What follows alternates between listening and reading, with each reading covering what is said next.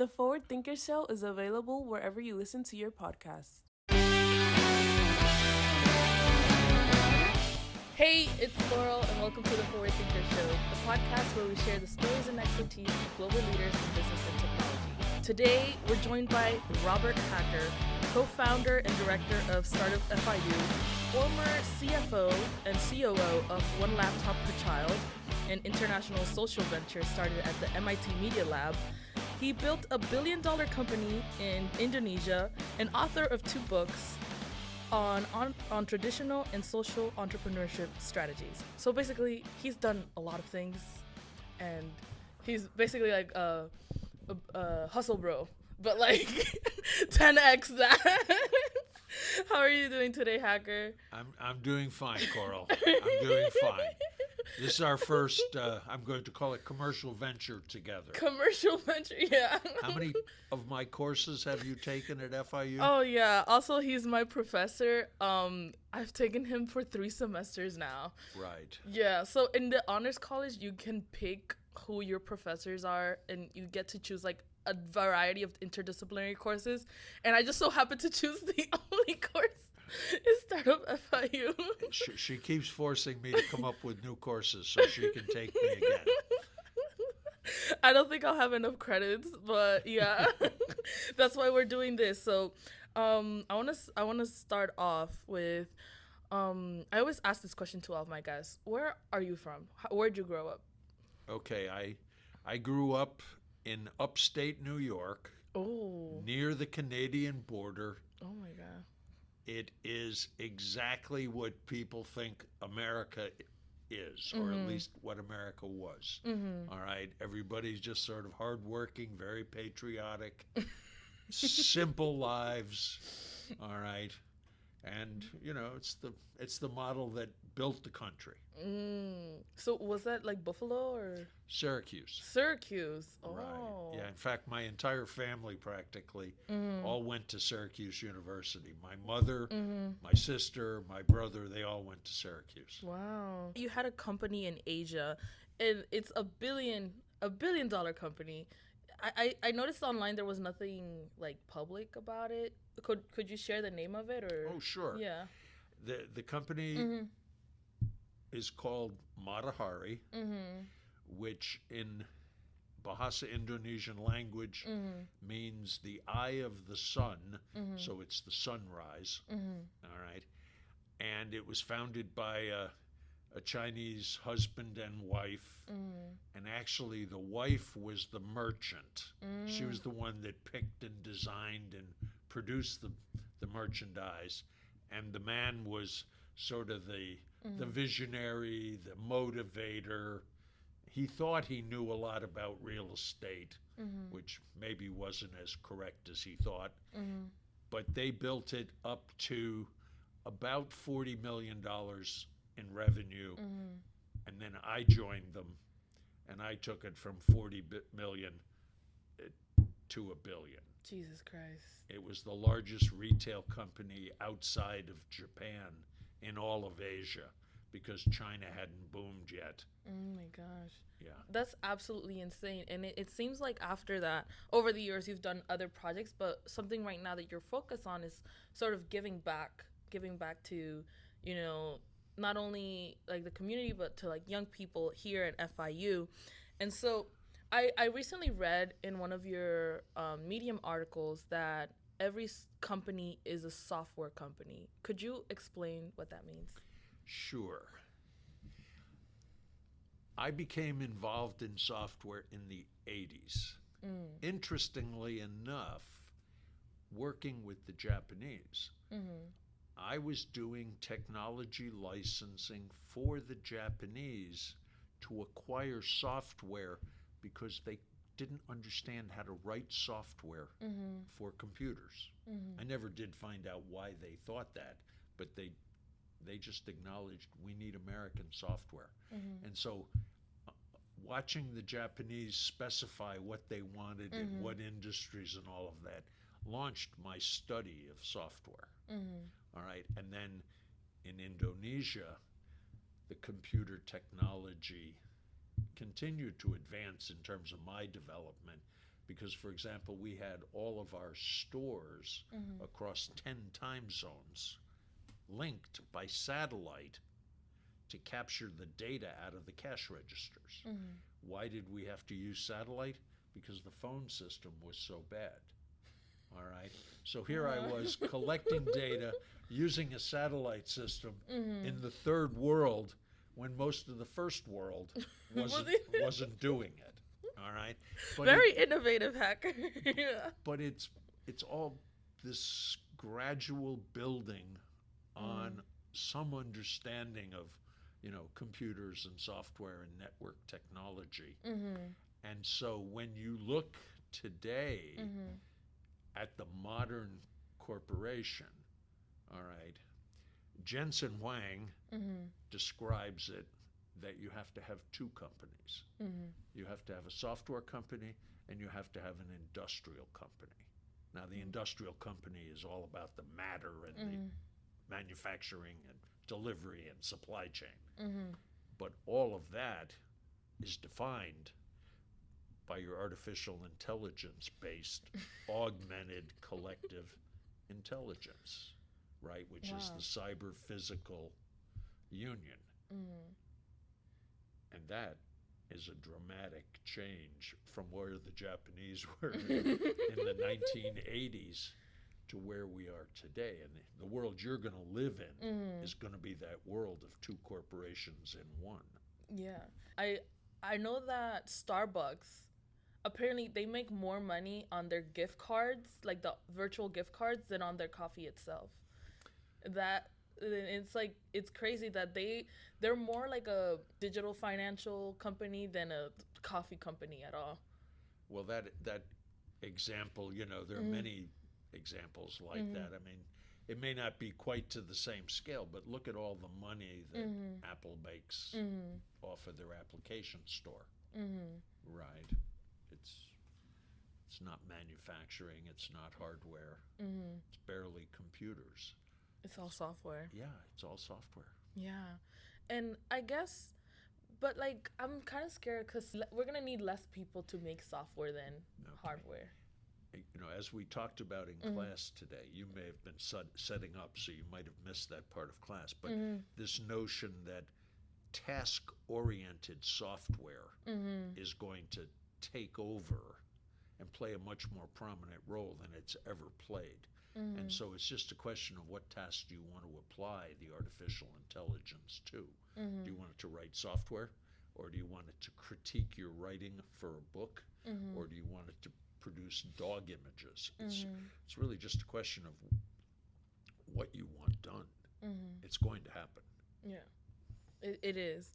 And I guess something that that AI can't create is sort of that insight. And that's something you always talk about. Could you explain what an insight is? I think the way to understand an insight is that we know from subjects like physics and math that there are fundamental concepts that are the foundation and underlie every discipline. All right. I mean, the joke is if it's not physics, everything else is chemistry. All right. It's sort of a play on the notion that you have physics, you have chemistry. If you understand that, you can understand anything else. Right. And so when we look at, for example, National Science Foundation, and they talk about innovation, the production of original, novel, unique ideas, they say where you look for those is at the frontiers, all right, of science, the frontiers of engineering. And that frontier between science and engineering is what we call deep tech. All right, which means we're evolving the science, but not yet are we so far along that we can apply engineering principles to make it into prototypes and commercialize it. All right, so think of it as frontiers. How do we how do we redefine that frontier? That's the simple definition of insight. And it sounds like engineering sort of always I've noticed that like computer science and like the tech world is always infused into like entrepreneurial innovation sphere. I don't know why they're so correlated because sometimes when like a normal person like my people who aren't into tech, when they think about entrepreneurship, they think about like, oh, I want to open up a store, open up a flower shop, open up a bakery, a restaurant. But then in here, I learned that like what you said earlier, that every company's a software company. So you're always gonna need like tech eventually. Like it's like a, I don't know if tech is like a disease or something, but it's like everywhere. Yeah, one of the distinctions that I always draw is between small business and entrepreneurship. I have nothing against small business. It's just that what interests me is entrepreneurship. And entrepreneurship for me is innovation at scale. All right. And it's finding the innovation that is suitable, that solves a big enough problem that you can scale it to $1 billion or $6 billion in revenue. That's what kind of gets me up in the morning. That's what I'm trying to teach to you and the other students. Software is the best way to scale a company. Like if you have to think about like a brick and mortar restaurant, there's so many costs to it to like expand it, but when you talk about solving a problem that people have with software, it's like you can make money even faster. Like look at Uber. Like if you look at Uber, they were able to scale massively. Of course there was like some bumps in the road, but it's not like if they were like a car manufacturing company, it'd be way different. NFX, which is a venture capital firm, one of the very best writers on entrepreneurship, they did a study that showed that 70% of the stock market value in a particular period in recent history was all attributed to software as a service, SaaS companies. 70% of the total value increase was from SaaS. That is the proof of what you're saying. Yeah. Right? Yeah. And we're just sort of transitioning to yet the next implementation of computer science and computation. You watched tech grow like over the years because you're much experienced than I am. That's the word I will say. Very diplomatic. But in your experience, like teaching like younger people, like we grew up with technology. I remember in like elementary school, and like they told us that like, oh, we're not using pen and paper anymore, we're gonna have laptops now, because like I came from the Dominican Republic and they used Starfall, which is a software company that teaches children English and like phonics. And so I learned English through a computer program. Like that was like one of the methods that they used. And so for me, like since I was a toddler, like the software has been a part of my life. And so I guess based on your like experience teaching, unique perspectives, frameworks to like young students, what do you think like Gen Z? So Gen Z is like, I think it's like under 25. Do you think that they would be better equipped for software entrepreneurship? Or what are your thoughts on that? Well, I think that growing up with the technology is a wonderful advantage. I'm a little bit concerned about the bias that they have. All right. I don't find as many students as I would like, avid readers on artificial intelligence, for example. So what I would normally say to a computer science undergraduate, all right, if you want to be an entrepreneur and you want to be an entrepreneur in the computer science space, I would recommend that you go and you get a job at Microsoft. All right. Microsoft will teach you in 2 years wonderful introduction to fundamentals of software business. Nobody does it better than Microsoft. Some people do it as well, but go and work at Microsoft, or go and work at a late stage startup. All right, so they're not yet public, but they're very big and they're established. They will also teach you the same good concepts. And you do that for 2 years or 3 years. Then probably you go to work in a software startup. You learn a different set of skills. Then you're approaching the point where I would think you're well enough experienced to consider doing your software startup. All right. So I think, unless you're Bill Gates, quote unquote, you don't graduate from FIU and build Microsoft. Okay. It's not a comment about the FIU students, but it's a comment about 20-year-olds across the world. Bill Gates was a bit of an exception. Yeah. I guess you mentioned earlier that we have some advantages, like, because we grew up with the technology. Do you think we have other unique perspectives that we can bring to the table? I think the other perspective that you bring to the table is the problems in the world are becoming more and more complex. All right, the natural and the man-made systems are converging in ways that we never anticipated. Which is creating either much more severe problems or new problems or both. I think that your generation has much more of a social awareness. All right. What I would like to see is call it the capitalist spirit, modified to reflect this social awareness. All right. So what I always say is,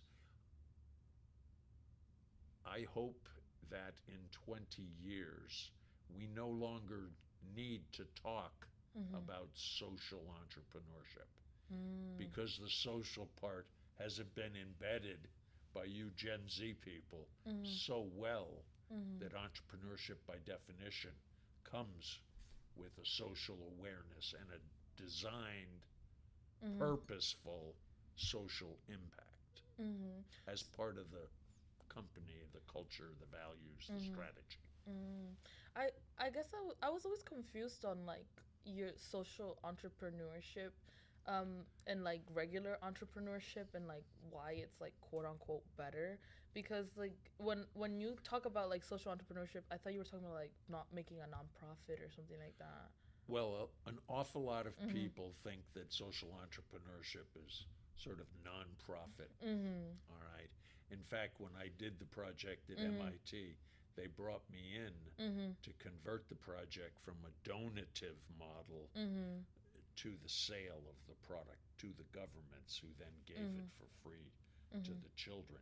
See, I think that social entrepreneurship and traditional entrepreneurship is just the difference in what problem do you want to solve. All right. The purpose of a business is to create value and then to capture value. All right. So when we look at social entrepreneurship and traditional entrepreneurship, we're really just talking about who's going to capture the value. The user, the customer, whatever you want to call the person, or the shareholders and the company. So you're really talking about cash flow management and distribution of benefits. But like, does social entrepreneurship only have to be like positive, like fixing problems that are like positive, or? I'm not sure I understand. So like fixing problems that like just like would look good on paper, or would it, or does it have to be actual problems? I will refrain from a lecture on cynicism. Okay. And I think that you make a very good point. There's an awful lot of people that talk about their social impact, and it's really just smoke. Yeah. All right. Yeah.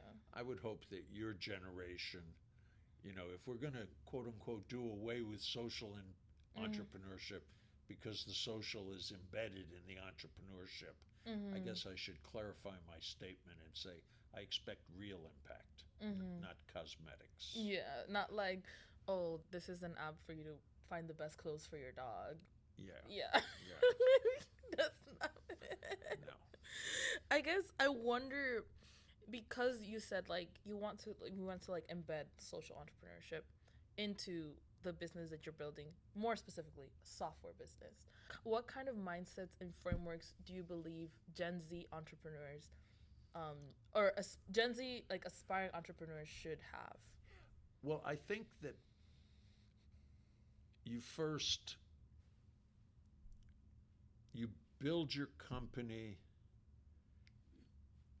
then you think about how is that company going to have positive social impact. Now, if the answer is there is no social impact, then go back to plain piece of paper, start again. All right.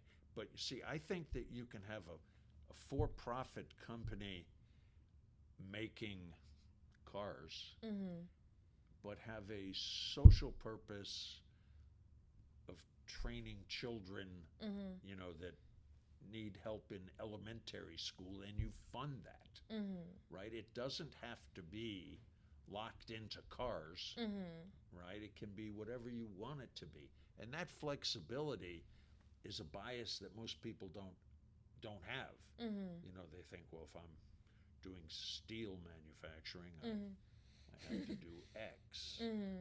So I think that's where you have to keep an open mind, right? You could just give the money to somebody who you think is a good organization for social impact, like Rockefeller Foundation, right? You could just give it. Secondly, you could have your product itself solve the problem. Thirdly, you could make a profit and take that profit and specifically use it for a social problem. I've been working with this corporation in New York, which is very, very well known financial institution, and they have a foundation. And the foundation's purpose is to create career-ready university graduates. And I think that's a wonderful objective. Yeah. I mean, you and I both know what university students are like. Yeah. What their strengths are, quote unquote, what are their weaknesses. And this corporation, which is actually the Blackstone Group, is focused on career readiness. They may have some other, social programs, but I'm aware of the one they do around career readiness. And I think that's a perfectly responsible program. Yeah. Yeah. That I was actually wondering if we could talk about that as well, about like the careers, because you said that the things that you should do in like when you're young is like first get experience somewhere, and I think for CS students it's probably getting experience like in software is gonna be kind of different because the world is becoming different. With AI right now, I think that it's going to be more, I think computer engineering and data science are going to be more critical than CS. Because like you said, like CS could like software could just, we can make software that makes like the menial tasks. Actually, in 2021, Biden, he signed Infrastructure Investments and Jobs Act dedicating $1.7 trillion into infrastructure into the U.S., which includes chip manufacturing. Right. Chip manufacturing back into the U.S. and also investments into electric vehicles.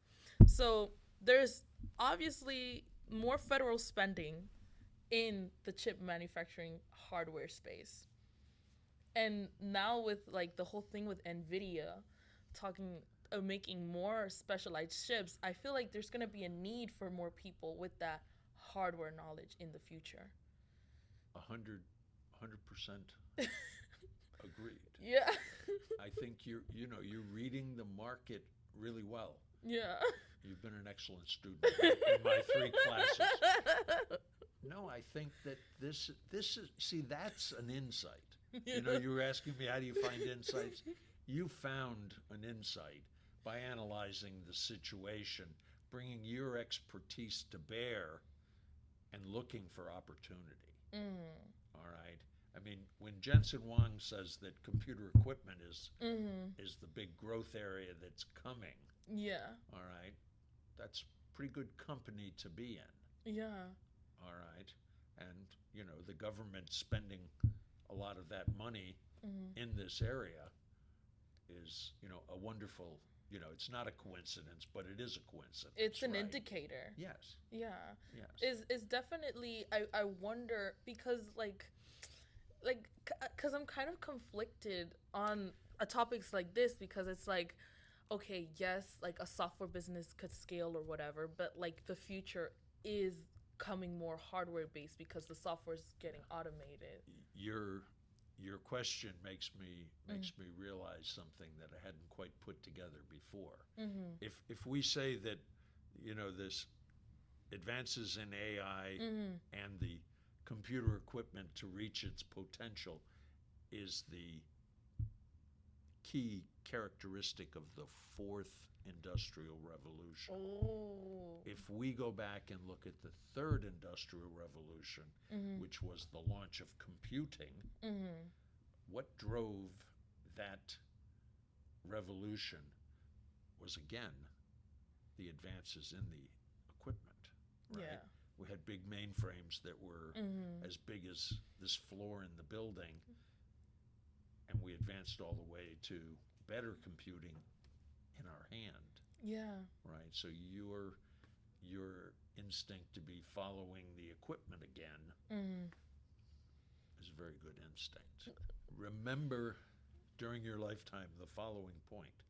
Whenever we change the scale of measurement, there's a huge opportunity. All right. So you think about it, when I started computing, we were barely in megabytes, and then we went to gigabytes, and now I think we're up to what, zettabytes? Something like that, yeah. Right. And in your lifetime, we may even go past that. And when that happens, I can guarantee you we'll be in the next industrial revolution, and my guess is it'll be quantum computing that enables us to process information on that new scale. All right. So your daughters can pursue computing equipment just like their mother will. All right. Well, I'm not in hardware, like I'm not studying hardware or computer engineering, but I am very jealous of them right now because they do have that. They are going to get that intellectual advantage that is going to set them up for that 4th industrial revolution right now. Right, but I've had lots of students come out of Startup FIU and get jobs, which I think are very modern jobs. And their role is to be between the customer and the geek. So it's a new kind of position in product development. All right, sort of like the interpreters. Well, who's going to interpret for the computer engineers building the equipment? Right. My guess is it's going to be people like you that understand the users who are going to help the computer engineers to find those products that become the billion-dollar solutions. All right. So in keeping with the fine traditions of Startup FIU, that you may end up translating for the geeks. Yeah, maybe. Which is a very valuable position, right? Yeah, but I don't like to like think in terms of like a job. I just like think in terms of like I'm more of a project based person.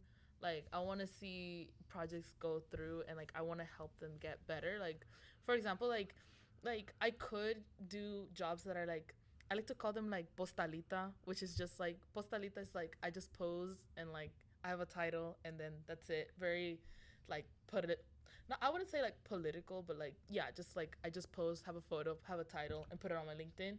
But I really like working with like a small group and then helping them grow. Like, for example, with like blockchain at FIU, when they were like, I was there at like when they were just starting, and then seeing them grow and like knowing that I had impact in that growth, like I felt much better than when I was doing like, I think I was doing like a job for like the school and they gave me this fancy title, but then like I quit 3 weeks in because I didn't feel like I was Yeah. giving enough. But listening to you describe what you like to do, Mm-hmm. when I came out of business school, I basically had two choices. I could do investment banking or I could do consulting. Mm-hmm. Both were very popular back then Mm-hmm. for business school graduates. And I went with a consulting firm. Mm-hmm. And I spent 2 years doing projects around the world, Mm-hmm. all right, in small teams that were very important projects, all right, and learned, 10 times more than I learned in business school Mm-hmm. in those 2 years. And maybe what you ought to do is you ought to test consulting and see whether or not, it provides a livelihood Mm-hmm. that's kind of responsive to your need. Mm-hmm. Because for sure you'll get variety in one of the big firms like a McKinsey or a BCG or Anderson, right? And, may not be a bad alternative. Yeah. If you, Yeah. I have former students that work for consulting companies, Yeah. Yeah. and they seem to be quite happy. And the variety and the pace at which you learn is probably unparalleled because you've got so much variety. Yeah, definitely, definitely. And I think that's sort of like what you learn here. Like Startup FIU is like a space for FIU students to really explore that, interdisciplinary learning. And I guess for young college students, that's something that's definitely needed right now because outside of this, all we learn is like go to school, get a job. Yeah. That's it. Well, But over here, I feel like it's just like it's so different that I've been stuck here for 3 semesters. well, we're trying to attract Yeah. people exactly like you because what I always say about Startup FIU is we're going to teach you what you're not going to learn anywhere else at FIU, and we're going to prepare you for the future that you're going to live in. Those are the two simple premises, values of Startup FIU. That's awesome. Well, thank you so much, Hacker, for coming onto the podcast. I'm going to give you a space to sort of promote anything that you'd like and also how people can reach you so that they can pick your brain a little bit more. Well, I would like everyone to think about the quality of thought and the professionalism that Coral brought to today's podcast. And I would very modestly suggest that we're trying to attract to Startup FIU more people like Coral, more people that are very intelligent, not afraid of multidisciplinary thinking, who want to do something different that has a positive social impact for the world. And we even tolerate and encourage entrepreneurship as the means to get to that social impact.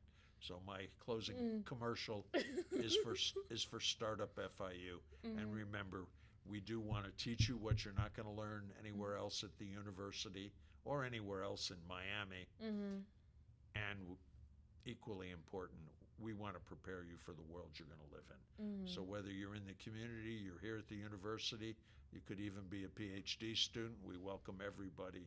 One week we had 2 Fulbright scholars. I thought that was amazing. Yeah. All right. So You've had alumni from YC Combinator as well. Oh yeah, we've had YC people. Yeah. And we're not afraid of those people. We welcome them, and I always say that on Wednesdays the smartest group of people in all of Miami are the people that come to Hacker Nation, which is a fixture at Startup FIU every week. Thanks, Coral. Yeah, and for those who don't live in Miami, you can always look up Robert Hacker on Medium. He has Medium articles, and he also has 2 books. Sounds great. Well, thank you so much. Thank you for listening to the Forward Thinkers Show.